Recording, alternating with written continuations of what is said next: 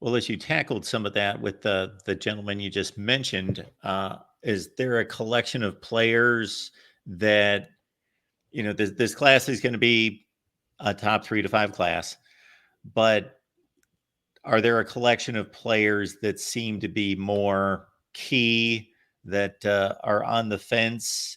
Anything that we need to know about? David Sanders Jr., I would say, is one of the most important prospects for Ohio State. The offensive tackle, the top offensive tackle in the class. That's a guy the Buckeyes have pushed very hard for. It's going to be a battle between a number of schools for him. DeCorian Moore, the wide receiver, he's someone that I spoke with Tavian St. Clair, Ohio State's 5-star quarterback commit for the 2025 class. He pointed to him, Vernell Brown, the wide receiver, Jamie French. Obviously, Ohio State likes to have these wide receiver classes. Brian Hartline, just that's why they can have the depth that we just talked about. Trey McNutt, the safety, he's from Shaker Heights. He is a guy who they are still pursuing.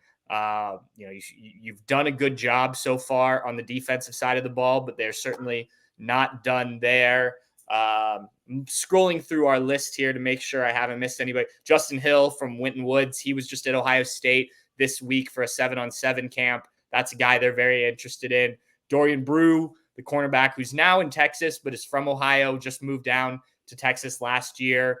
He's another guy. He could probably listed as a corner, but could probably play safety as well. Big target. We could run down this list and name a lot of guys, but look, Ohio State currently has the number 1 class in the country. I think the positive thing about that class is that it's not just carried by 3 really talented wide receivers, as we've seen in the past. In fact, 2 of the top 3 guys in the class are on the defensive side of the ball and in the secondary. In addition to Tavian St. Clair, Devin Sanchez and Naheem Mulford are both 5-star cornerbacks. Carter Lowe is a high 4-star offensive tackle, obviously a position of need for Ohio State every year. So it's been a very good start building this class. Buckeyes are in a good position. Whether they finish with the top ranked class or not, we'll see. But they certainly have a number of guys, as I just listed, that they are still in the mix with and pushing hard for over these official visit weekends. And then obviously there'll be more visits once the season starts. Yeah, it's hard to knock the recruiting efforts, obviously, from year to year, but it does seem to be a little uneven. You mentioned really going after the secondary and the cornerback position. Hall has been ridiculous with like 3 of the top 5 or 6 in the land, but Sanders kind of highlights where there's been a bit of a gap or where they haven't been as strong as they should have been these last few years, and that's with offensive line signings. They seem to be in the mix with the top guys, but they've lost out on some key ones in recent years. So do you sense a push there in particular? Yeah, it's big. This is a big recruiting year for Justin Fry, the offensive line coach. Now, I say that, and I think offensive line is one of the hardest to evaluate from high school to college. Obviously, a player like David Sanders, I think everyone knows he will come in and be a very good player. Ohio State's had that in the past with like a Paris Johnson, right? Where you just know this kid is going to be an Ohio or a high level wherever he plays offensive lineman.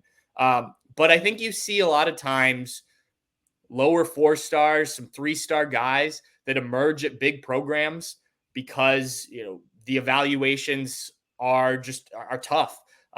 Coaches see things differently than maybe some of our guys that go out and watch these kids play. You don't know how the kid is going to physically develop necessarily. Obviously, you need the skill development once you get on campus. And so, I just think it's a tough position. Now, that doesn't mean Ohio State couldn't and shouldn't be better at recruiting offensive linemen. You mentioned Georgia's roster earlier. That's one of the places where Georgia, Michigan to some degree, though they've also used the transfer portal effectively. That's where those teams have had some wins is in the trenches, specifically on the offensive line. Now, I say that, and you look at Ohio State's offensive line last year, as the season progressed, the offensive line did get better. And now most of those guys are back. We talked earlier, you add a guy like Seth McLaughlin in there. The hope for the Buckeyes is that you're developing these guys maybe more on like a Wisconsin level, though you're starting at probably a little bit higher ceiling because of how you recruit. But yes, I think if in an ideal world, Ohio State would be landing high 4, 5-star offensive linemen. I think they've just got to prove this under Justin Fry to start to get that ball rolling a little bit more. It reminds me a little bit of Ohio State's defense when Jim Knowles first got here a couple of years ago. Like, you can tell defensive prospects what you're going to do and how they're going to fit, but you need to see it, right? And now you've started to see it on the field for Ohio State, especially last season. And now the defensive recruiting has really picked up because guys know, as Ryan Day has put it, there's testimony to that, and they know they can come in and have success, and the defense is going to have success. I think the same is true on the offensive line. If Ohio State's offensive linemen go out and play a really good season, and whether the Buckeyes win the national championship or make a deep run, if this offensive line is just blowing people off the ball and doing what you expect from an Ohio State offensive line, offensive linemen are going to take notice of what Justin Fry's doing. So, you've got to have not only the guy to go out and sell the program, but you've got to have the proof on the field that this is going to work, right? And I think that's where maybe Ohio State, and I don't want to claim to know everything about recruiting. It's not my expertise, but that's kind of how I see it. Is there needs to be that testimony on the offensive line, and in the big games, can Ohio State, go down the field dominating on an offensive line? You saw some of it in the Michigan game last year. I think of the one drive in particular where they went run heavy with Travion Henderson and just kind of moved Michigan off the ball, but it needs to happen more consistently. And this needs to look like what we expect from an Ohio State offensive line, and not one that occasionally gets pushed around in the trenches when you're in a matchup game, so to speak. And these high school players seem to be more cognizant these days of not just the draft status of these players and who's producing NFL draftees, but how well they're playing in the NFL.